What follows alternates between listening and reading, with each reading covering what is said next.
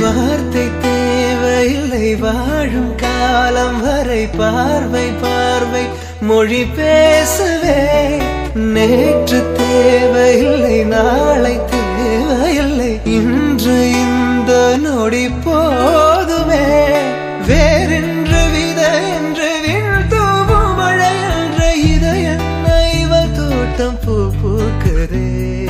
வாலின்றி போரின்றி வலிக்கின்ற யுத்தம் என்று இதயன்னைவனுக்குள்